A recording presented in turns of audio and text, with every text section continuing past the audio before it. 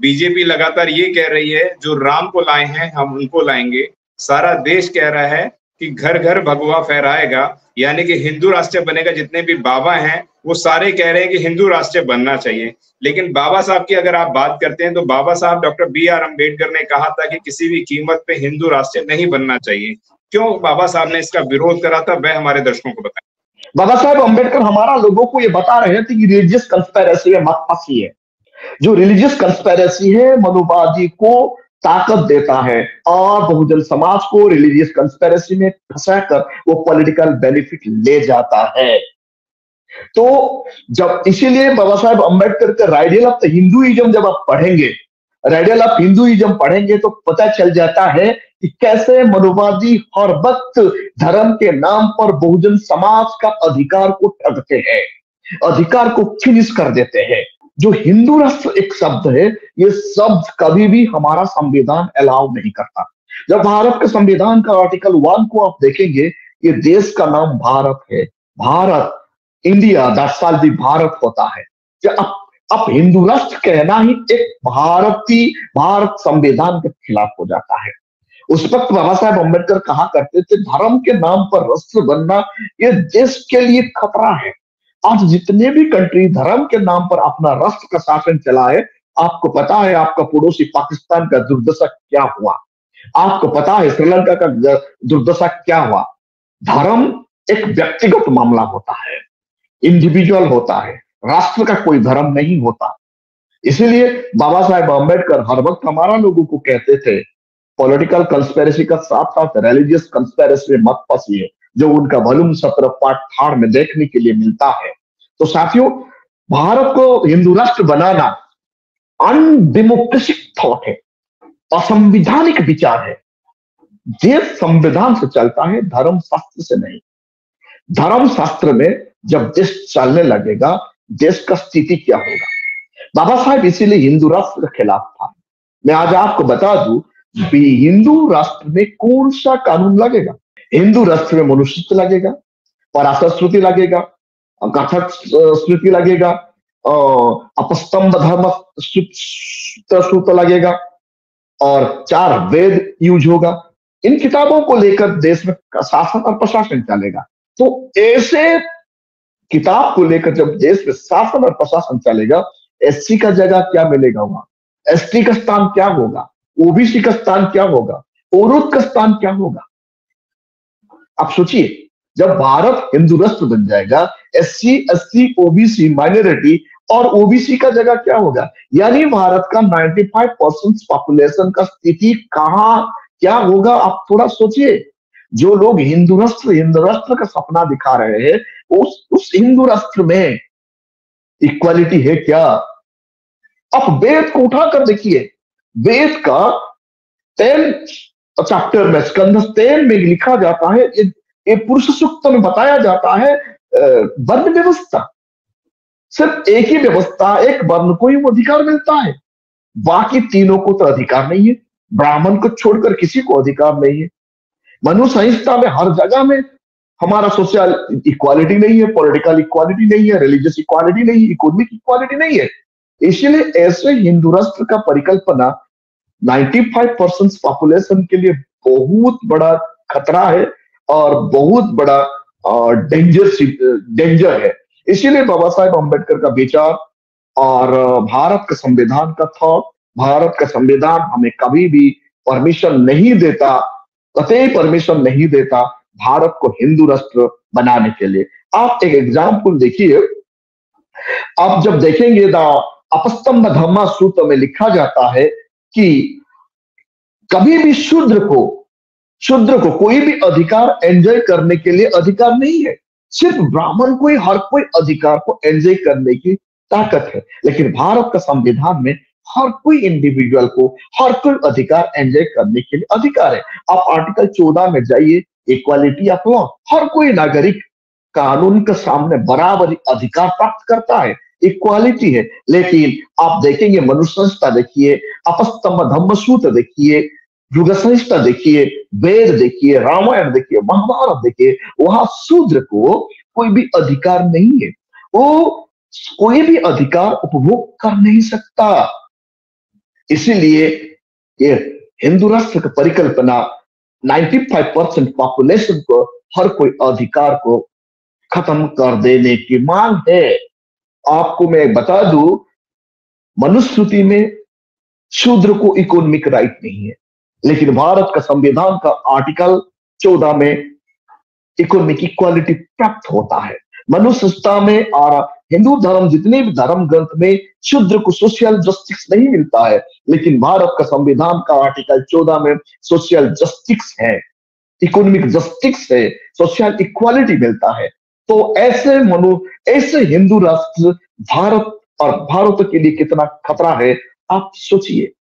ये तो एक मनुष्यता में ये भी आपको बात रखने की अधिकार नहीं देता है, लेकिन भारत का संविधान आपको आर्टिकल 19 में बात रखने की अधिकार देता है। आप पराशर श्रुति में चले जाएंगे तो आपका संपत्ति रखने की अधिकार नहीं है, आपका संपत्ति को जबरन खींच कर ले जाता है, लेकिन भारत का संविधान आपको संपत्ति रखने की अधिकार देता है। आप अच्छा मकान बनाकर रहने के लिए आर्टिकल 19 में अधिकार मिलता है। तो ऐसे संविधान को मिटाकर हम कैसे हिंदू राष्ट्र बनाएंगे, जो हिंदू राष्ट्र में औरत को जगह नहीं है, मनुष्य संहिता में औरत को पढ़ने की अधिकार नहीं है, शूद्र को पढ़ने की अधिकार नहीं है, शूद्र को अच्छा कपड़ा पहनने की अधिकार नहीं है, शूद्र को अच्छा मकान बनाकर रहने की अधिकार नहीं है। तो ऐसे हिंदू राष्ट्र की परिकल्पना बाबा साहेब इनका खिलाफ थे। ये एंटी कॉन्स्टिट्यूशन है, भारत का संविधान का खिलाफ है। जो लोग हिंदू राष्ट्र का परिकल्पना करते हैं ये लोग संविधान विरोधी है। भारत का संविधान हर कोई सिटीजन का जीवन का गारंटी देता है। भारत का संविधान हर कोई सिटीजन का बोलने की आजादी देता है। आर्टिकल 19 में, आर्टिकल 21 में भारत का संविधान आपको medical free and compulsory medical का सुविधा देता है, लेकिन हिंदू धर्म ग्रंथ में आप चले जाएंगे तो क्या होगा, ये सब अधिकार से आप वंचित हो जाएंगे, आपको कभी भी कोई अधिकार नहीं मिलेगा। तो आप जब हिंदू धर्म को और धर्म ग्रंथ को उठाकर देखेंगे, शूद्र को कभी भी हर जगह पर अलाउ नहीं होता है। कथाकर स्मिता में आप देखेंगे शूद्र को गाय पालने की अधिकार देता है। उनका चैप्टर IV श्लोक 17 एंड श्लोक 83 में लिखा जाता है शूद्र को गाय पालने की अधिकार है, लेकिन दूध पीने की अधिकार नहीं है। मतलब हम ऐसे संविधान बनाएंगे, ऐसे धर्म देश बनाएंगे। बाबा साहब इसीलिए मना कर देते हैं। आर्टिकल 14 में हर कोई किसी को भी संविधान में इक्वल अधिकार दे दिए बाबा साहब। इसीलिए बाबा साहब अम्बेडकर जानते थे, इसीलिए आर्टिकल 13 में लिखे हैं। आज से भारत में जितना पहले जो कानून चल रहा था, हर कोई कानून निरस्त कर दिया गया है।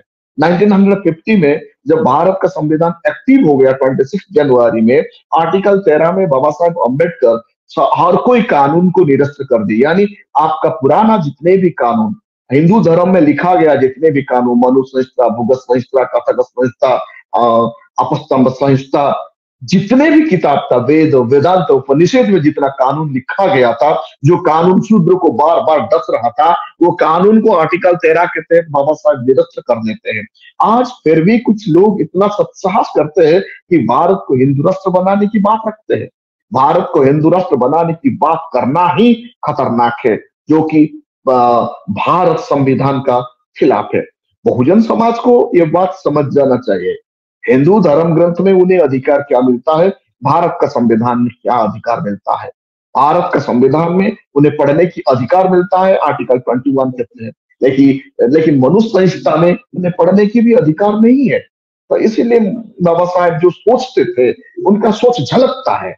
तो बहुजन समाज को आर्टिकल 13, आर्टिकल 1 कम से कम समझ जाना चाहिए। इतने समझ जाएंगे तो ये जो लोग हिंदू राष्ट्र का मांग करते उन्हें मुंह तोड़ जवाब देने के लिए ताकत रखते हैं। इसलिए मेरा अनुरोध है मेरा बहुजन समाज को, किसी का बात में मत आइए, मैं भी जो कह रहा हूं उसमें भी मत आइए। आपको कम से कम बाबा साहब के द्वारा लिखा गया किताब, उनका स्पीचेस, राइटिंग एंड स्पीचेस पढ़ना है और बाबा साहब का पार्लियामेंट्री डिबेट भी पढ़ना है। आजकल बहुत सारे लोग ये भी बात कहते हैं बाबा साहब अम्बेडकर ने संविधान नहीं लिखा।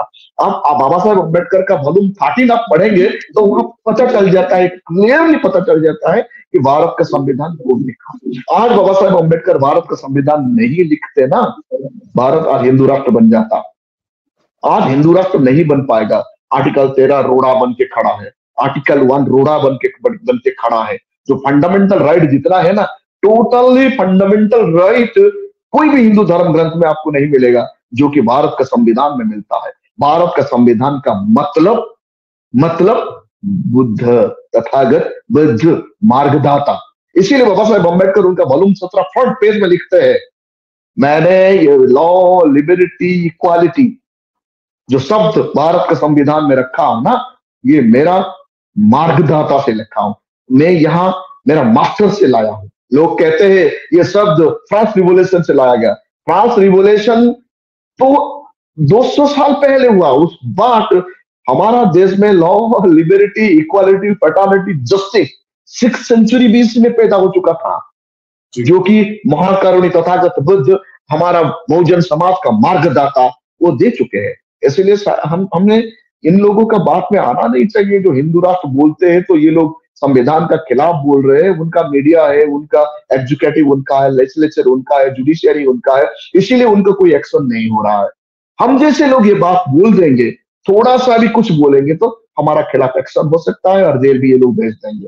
लेकिन हिंदू राष्ट्र बनाने की परिकल्पना करना ये एक मूर्खता है और ये संविधान विरोधी आवाज है, मैं ये समझता हूँ। आज हम आपके लिए लेकर आए हैं बहुजन समाज की एक ऐसी किताब, कहीं हम भूल ना जाएं, एक ऐसी ऐतिहासिक किताब है जिसके अंदर आपको ऑडियो वीडियो देखने को मिलना है। ये पहली बहुजन समाज की ऐतिहासिक किताब है जिसके अंदर आप वीडियो भी देख सकते हैं। अब किताब के अंदर कैसे वीडियो देख सकते हैं ये मैं आपको पहले दिखा दूं। आइए तो हम देखते हैं। सबसे पहले आपने करना ये काम है कि किसी भी पेज पर मोबाइल द्वारा आप गूगल पे जाएंगे और गूगल पे जाने के बाद आपको कैमरे का निशान नजर आता है। इस कैमरे पे आप क्लिक करेंगे तो ये QR कोड को स्कैन कर लेगा। स्कैन करने के बाद यहाँ पर आप देखेंगे ये लिंक आ गया। आप जैसे लिंक पर क्लिक करेंगे आपकी वीडियो चालू हो जाएगी, यानी कि आपको एक सटीक जानकारी मिलने वाली है, एक ऑथेंटिक जानकारी मिलने वाली है। बहुजन समाज की पहली ऐतिहासिक किताब है जिसके अंदर आपको तमाम महापुरुषों की जानकारी मिलने वाली है। आप इस किताब में देख पाएंगे तथागत सम्यक बुद्ध जिनकी पूरी जीवनी आपको मिलने वाली है, महान सम्राट अशोक जिनका जीवनी आपको इसके अंदर पूरी मिलने वाली है, संत कबीर दास, संत शिरोमणि गुरु रविदास, सम्राट मीर भोज जिन्होंने इतिहास रचने का काम किया, गुरु घासीदास बाबा, वीरांगना झलकारी बाई, वीरांगना उदा देवी पासी, नागेली वीरांगना की कहानी, एकलव्य जिसका अंगूठा काट लिया था धोखे से, चोखा मेला हरिचंद ठाकुर, ज्ञानदीप छत्रपति शाहूजी महाराज, बिरसा मुंडा, ज्योतिबा फूले, माता सावित्रीबाई फूले, फातिमा शेख, EV रामास्वामी, स्वामी अच्युतानंद, बाबा साहब डॉक्टर BR अम्बेडकर जिनका मूल ग्रंथ आपको इसमें छोटी सी किताब में मिलने वाला है। आप ऑडियो भी देख सकते हैं, वीडियो भी देख सकते हैं। माता रमाबाई, मोतिया रावण कंगाली, सरदार उधम सिंह, ललई सिंह यादव, दशरथ मांझी, शिव दयाल सिंह चौरसिया, कपूरी ठाकुर, भवरी देवी, मान्यवर काशीराम साहब जिन्होंने इतिहास को दोबारा दोहराने का काम किया था, वीरांगना फूलन देवी, बहन कुमारी मायावती, संकल्प भूमि और पूना पैक्ट। बहुजन समाज का एक मूल ग्रंथ यह आपके पास आ गया है और आप इसको बिल्कुल भी देरी ना करें। तो साथियों, अगर आप ये किताब मंगाना चाहते हैं तो डिस्क्रिप्शन बॉक्स में जो आप नंबर देख रहे हैं इस नंबर पर आप हमें अपना ऑर्डर बुक करा सकते हैं। कितनी किताब आपको चाहिए? यदि आप चाहते हैं कि यह किताब पूरे भारतवर्ष में घर घर नजर आए तो आप इस वीडियो को ज़्यादा से ज़्यादा शेयर करें, लाइक करें, शेयर करें, अपने कमेंट हमारे सुझाव बॉक्स में ज़रूर दें और किताब को अपने घर पे मंगाना बिल्कुल भी ना भूलें। अगर आपने अभी तक हमारा चैनल सब्सक्राइब नहीं किया है तो सब्सक्राइब करें और घंटी का बटन बिल्कुल भी दबाना ना भूलें ताकि सभी लेटेस्ट खबरें पहुंच सकें आप पे सबसे पहले।